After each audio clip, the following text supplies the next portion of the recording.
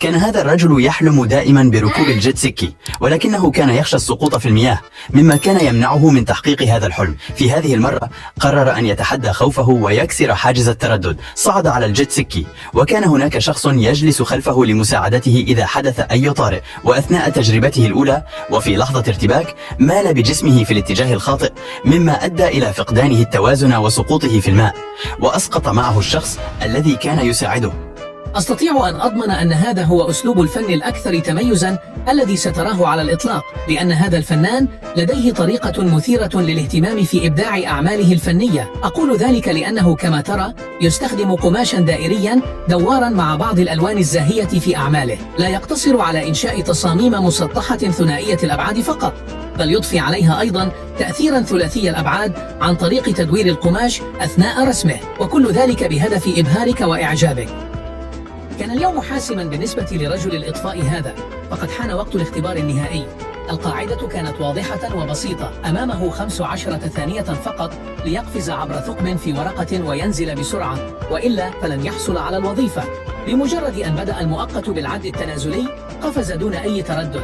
في لحظة فاجأت الجميع، فقد دخل الثقب ونزل من ارتفاع 300 متر. هذا التدريب المصمم خصيصا يهدف لتجهيز رجال الإطفاء للنزول السريع في حالات الطوارئ القصوى. ورغم شجاعته واحترافيته لم ينل من التقدير سوى إعجابين فقط.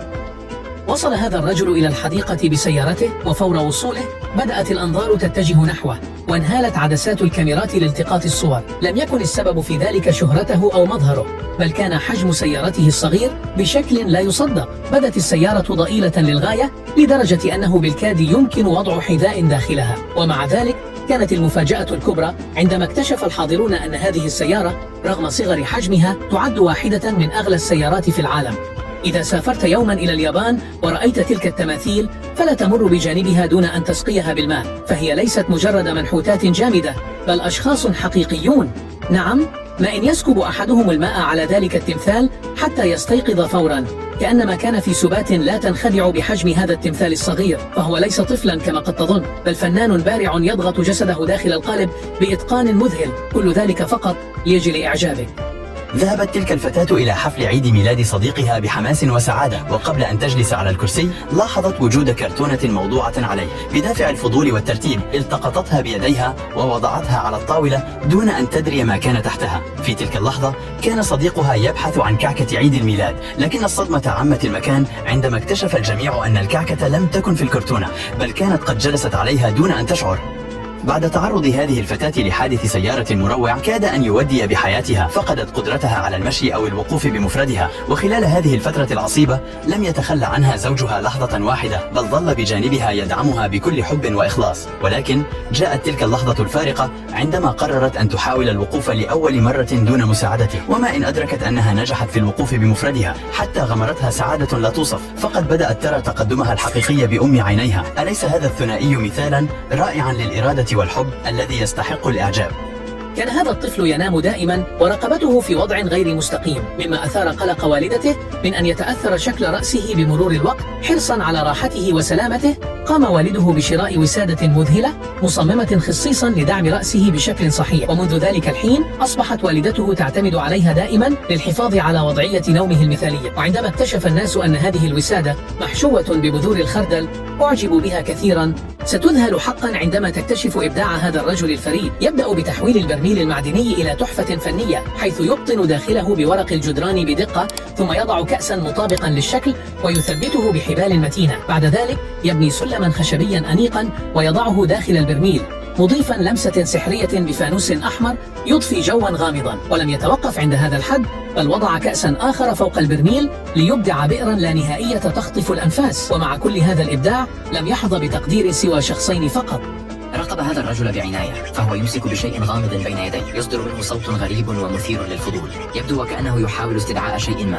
تمر لحظات من الترقب، وفجأة يظهر شيء يتحرك نحوه ببطء، وعندما يقترب أكثر تتضح الرؤية. إنها سلحفاة صغيرة تتقدم نحوه بحذر. يمد الرجل يده برفق ثم يمسك بها بلطف.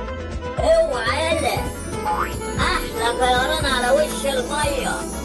الله أكبر، يلا اعمل زيه. ماشي، أعمل زيه وأحسن منه كمان، هتشوف. هوبا، أوعى. الصاروخ. امسكوني امسكوني. قررت هذه الفتاة خوض تجربة فريدة لاختبار قدرتها على مقاومة التخدير، فاختارت أن تتحدى نفسها بالغناء أثناء العملية. كان هدفها أن تكمل النشيد الوطني قبل أن يسري مفعول التخدير، والذي عادة ما يستغرق حوالي 20 ثانية لإفقاد الدماغ وعيه. فهل ستنجح في إتمام كلمات النشيد أم ستغفو قبل أن تصل إلى نهايته؟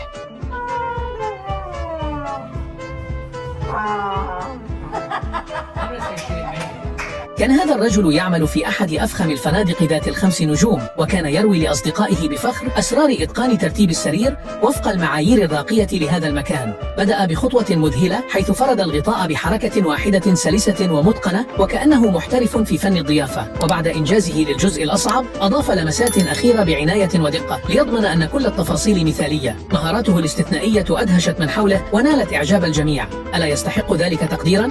هيا يا أولادي لنعبر هذا المصرف معا. أنا أشعر ببعض الخوف من أن يسقط أحدكم. يا إلهي، ماذا يفعل هؤلاء الناس؟ ألا يخافون أن يسقط أحدهم في هذا المصرف؟ هذا طريق، ويجب أن يكون هناك جسر صغير على هذا المصرف حتى يتمكن الناس من العبور بأمان. حسنا، سأتصرف الآن وأقيس المسافة أولا. يبدو أن هذه الصخرة جيدة لعمل جسر مؤقت. دعونا نبدأ بقياسها الآن. سأحملها رغم أنني أعلم أنها ثقيلة جدا، وإذا كان هذا سيجعلكم تشتركون وتضغطون على إعجاب للفيديو فسأفعل ذلك بكل سرور. ها أنا قد انتهيت من وضعها، أليس هذا رائعا؟ ما رأيكم يا أصدقائي فيما فعلت؟ سأقوم بتثبيتها أيضا بحجر صغير حتى لا يسقط أحد أثناء العبور. اسمحي لي أن نلقي نظرة. حسنا، ما هذا التنين القذر؟ لماذا تقوم برمي التنين في الأرض؟ أختي لا تبكين، سوف أصنع لك تنينه كبيره جدا. ها قد أتيت بالخرزان وبدأت في تقطيعه وتجميعه، وأيضا استخدمت بعض الفل من فضلك. ماذا تصنع أيها الغبي؟ هل ستفعل تنينا من هذا الخذران القذر؟ ابتعد عنه، أنت شخص محبط بالتأكيد. سوف أنجح في أن أصنع تنينا كبيرا. هل تعتقد أن الناس سيعجبهم هذا التنين ويشتركون في القناة ويدعموننا بلايك؟ أخي، أعتقد ذلك لأني سوف أصنع تنينا كبيرا. ها قد انتهيت من التنين. يا أختي، هيا لنجربه. إنه تنين ضخم وجميل جدا والكثير من الناس سيعجبهم. هذه الفتاة الصينية تمتلك موهبة مذهلة في عملها، فهي تبدو وكأنها ترسم لوحات فنية بخيوطها المتقنة. بمهارة فائقة تمسك الخيط في يد وتنسجه بالأخرى بحركات سلسة ودقيقة. الحركات التي تتطلب من البعض وقتا وجهدا طويلين تكاد تأخذ منها بضع ثوان فقط، وكأنها خلقت لتتقن هذا الفن. أليس هذا الفتاة تستحق إعجابنا؟ في عالم تسوده النفايات والتبذير، ظهر هذا العامل البسيط كبطل خفي يعمل في مطعم ويرى يوميا كميات كبيرة من الطعام الجيد تلقى في القمامة، لكن بدلا من التفرج بصمت على هذا الإهدار قرر أن يصنع فرقا. في نهاية كل ليلة يقوم بتعبئة بقايا الطعام الطازج بعناية، ليس بهدف التخلص منها بل لتقديمها إلى من هم في أمس الحاجة إليها، المشردين الذين يكافحون في الشوارع من أجل وجبة تسد جوعهم. عندما لمح الحلاق بقعة صلعاء على جانب رأس الشاب لم يتردد لحظة واحدة. بذكاء وسرعة قام بقياس المنطقة باستخدام شريط قياس صغير، ثم أحضر مجموعة مدهشة من الشعر الصناعي. وضع الشعر بعناية فوق البقعة الصلعاء، لكنه بدا في البداية طويلا جدا وغير متناسق. بصبر ودقة بدأ الحلاق في قص الشعر وتشكيله ليصنع تحولا مذهلا حول مظهر الشاب. النتيجة كانت رائعة لدرجة أن الشاب بدا وكأنه استعاد شبابه مرة أخرى. ولكنك لم تعجب بالفيديو. كان هناك مسابقة عائلية ممتعة حيث قدم كل فرد من أفراد الأسرة نوعا مختلفا من الآيس كريم لطفل صغير. كانت القاعدة بسيطة، الشخص الذي يختاره الطفل ليأخذ منه الآيس كريم سيفوز بمبلغ من المال. اندهش الطفل لرؤية كل هذه الأصناف اللذيذة من الآيس كريم تعرض أمامه بإغراء. بدأ الطفل بتذوق الآيس كريم الموجود بجانبه، لكنه لم يعجبه، ثم تذوق صنفا آخر من والده واختاره أخيرا. كل يوم عندما يقوم موزع المياه بنقل الزجاجات على دراجته النارية من منزل إلى آخر، يتساءل الكثيرون كيف يمكنه حمل هذه الكمية الكبيرة على مركبة صغيرة. أولا، يتم تثبيت الزجاجات بإحكام على جانبي الدراجة باستخدام أربطة قوية لضمان استقرارها. بعد ذلك يتم توزيع الوزن بعناية للحفاظ على توازن الدراجة أثناء القيادة. وأخيرا يتم تأمين الجزء العلوي والسفلي من الحمولة بحذر، مما يضمن ثبات الزجاجات وسلامة الرحلة حتى الوصول إلى الوجهة. في أحد المتاجر الهادئة سقط روبوت على الأرض بطريقة مثيرة للشكوك. مر رجل بجواره وظن أنه قد تحطم بسبب قدمه ويده الملتوية. بدافع من الفضول وحب المساعدة قرر الرجل تقويم قدم الروبوت، غير مدرك أن هذا الروبوت ليس بحاجة إلى مساعدة. بمجرد أن وقف الروبوت على قدميه بدأ البحث عن صاحبه. عندما ذهبت هذه الفتاة إلى السرير بعد يوم عمل شاق، أدركت أنها نسيت إطفاء الضوء، فقررت استخدام الليزر حتى تتمكن قطتها من إطفائه، ولدهشتها فهمت قطتها الرسالة ونفذت المطلوب. تخيل هذا المشهد المثير. قامت امرأة ذكية بتحدي شقيقها بمهمة شبه مستحيلة. أدخلت غطاء زجاجة النبيذ إلى الداخل باستخدام مطرقة، ثم تحدته أن يخرجه. إذا نجح فسيحصل على جائزة ضخمة $1000. بذكائه وسرعة بديهته أخذ الأخ الزجاجة وأدخل فيها كيسا بلاستيكيا، ثم نفخ الهواء بداخله. وبحركة عبقرية تسبب ضغط الهواء في دفع الغطاء للخارج بكل سهولة، وأثبت أن الذكاء أحيانا أهم من القوة. هذه المادة الكيميائية التي في يد الفتاة قوية جدا لدرجة أنه بمجرد وضعها على أي شيء ستزيل لونه على الفور وتجعل منه جديدا، ثم تزيل جميع الألوان بسهولة باستخدام عصا. ليس هذا فقط، بل حتى لو سكبته على أي إناء آخر بعد أن يجف لبعض الوقت سيزيل لون ذلك الإناء مثل المبلاس. وفعلت الفتاة كل هذا من أجل إعجابك. في عام 1983 تعرض 5 غواصين لحادث مأساوي عندما تم سحبهم مع معداتهم عبر خط أنابيب نفط بعد فتح صمام الضغط. تسبب هذا الضغط الهائل في دفعهم إلى جزء أعلى من الأنبوب، حيث كان هناك بعض الأكسجين. عندما استعادت المجموعة وعيها عانى أحدهم من كسور شديدة، بينما أصيب الآخرون بجروح مختلفة، ووجدوا أنفسهم محاطين بالظلام ومزيج من الزيت والماء. قرر الغواصون الزحف عبر الأنبوب للبحث عن مخرج، وبعد ساعة من الجهد تمكن أحدهم ويدعى كريس من الوصول إلى جزء مغمور بالمياه تماما. في اللحظات الأخيرة استطاع كريس الوصول إلى منطقة مفتوحة وتم إنقاذه. أبلغت الشركة عن الحادث وتوسلت لإنقاذ زملائي، لكن الشركة قررت التخلي عن العملية بسبب التكاليف الباهظة والخسائر المحتملة. وبعد 5 أيام أعلنت الشركة وفاة الغواصين. وقد عاش الغواصين 4 أيام داخل الأنابيب، ولكن نفذ الأكسجين في اليوم الخامس وماتوا ال4. تحول ما كان يمكن أن يكون عملية إنقاذ بطولية إلى مأساة بسبب جشع الشركات. لاحقا رفع كريس دعوى قضائية ضد الشركة، لكن القضية بقيت دون حل. لماذا يتم لف الأطفال حديث الولادة بهذه الطريقة؟ ألا يعد ذلك قسوة، حيث لا يستطيعون حتى التحرك؟ في الواقع يولد الأطفال مع ما يعرف بمنعكس مورو، وهو رد فعل لا إرادي يجعلهم يمدون أذرعهم فجأة عند الشعور بالسقوط أو التعرض لحركة مفاجئة. هذه الظاهرة تكون نشطة بشكل خاص أثناء النوم، مما يعني أن أي اضطراب بسيط مثل صوت مفاجئ أو حتى صوت تنفسهم قد يوقظهم. لذلك فإن لفهم بإحكام يساعد على تقليل هذه الاستجابات العشوائية، مما يعزز نوما أكثر استقرارا وراحة للأطفال. بعد هطول أمطار غزيرة تحولت شوارع منطقتهم إلى أنهار جارفة، مما أدى إلى محاصرة مجموعة من الأطفال داخل حافلتهم المدرسية. وبينما كانوا ينظرون بقلق من النوافذ عاجزين عن الخروج، ظهر فجأة أب شجاع لم يتردد لحظة واحدة في اتخاذ قراره. بروح البطولة والتفاني اندفع لمساعدتهم، متحديا المياه المتدفقة لإنقاذهم من هذا الموقف الصعب. قرر المعلم أن يخوض مع طلابه تجربة مثيرة وفريدة من نوعها، السفر عبر الزمن. طلب منهم أن يمسكوا بأيدي بعضهم البعض، ثم دخلوا جميعا إلى ما أطلق عليه آلة الزمن. لحظات قليلة مرت وسط الترقب والدهشة، وفجأة خرج أحد الطلاب من الجهة الأخرى، لكن المفاجأة كانت صادمة. لقد بدا مختلفا تماما، تغيرت ملامحه وكأنه كبر في السن سنوات عديدة. لكن السر كان بسيطا، لم تكن هناك آلة زمن حقيقية، بل مجرد لافتة كتب عليها آلة السفر عبر الزمن. أراد المعلم أن يمنح طلابه تجربة خيالية ممتعة، وبالفعل نجح في رسم البهجة على وجوههم.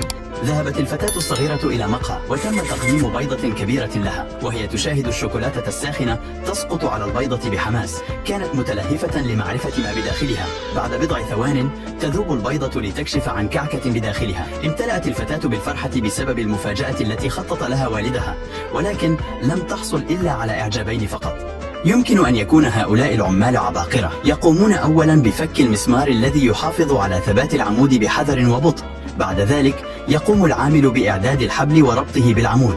ستعرف قريبا السبب وراء استخدام هذا الحبل، ولهذا السبب منطقي جدا. عندما يتم إزالة المسمار الذي يثبت العمود، يبدأ العمود بالدوران والنزول إلى الشارع، ويضمن الحبل النزول بشكل محكم. بدلا من العمل على ارتفاع، يتم قلب المصباح رأسا على عقب ليكون جاهزا لإصلاحه بسهولة على الأرض. ألا يستحق هذا العمل الإعجاب؟ هذا الرجل أنفق $100 من أجل إخفاء دولار واحد. وضعه داخل برتقالة، ثم وضع البرتقالة داخل بيضة، ثم دهن البيضة بالطلاء وخلاها تبدو مثل البيضة العادية. الرجل كان ما يزال خائفا أن يكشف، فوضع البيضة داخل تفاحة، ثم دهن التفاحة وخلاها تبدو جديدة.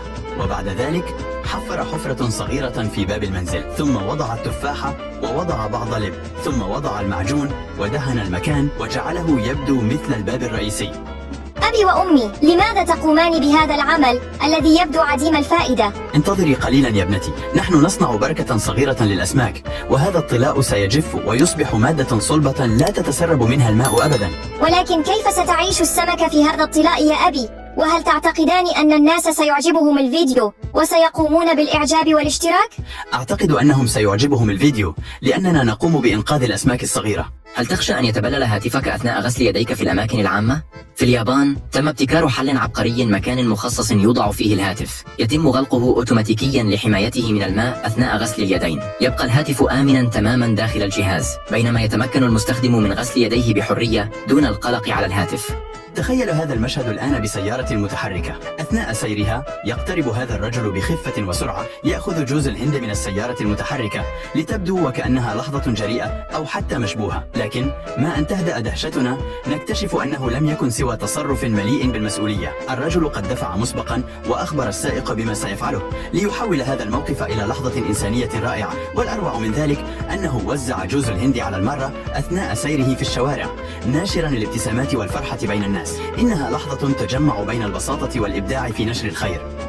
انظر، حتى الفشار لم يسلم من إبداع الصينيين، فقد ابتكروا طريقة مميزة لبيعه داخل كيس يحتوي على الزيت والتوابل. بمجرد فتح الكيس وتسخينه يتحول الفشار إلى لون ذهبي شهي، وبعد ذلك يغطى الطبق ويترك جانبا، أو يمكن إزالة الغطاء فور بدء صوت الفرقعة لتفاجأ بفشار جاهز بألوان متعددة.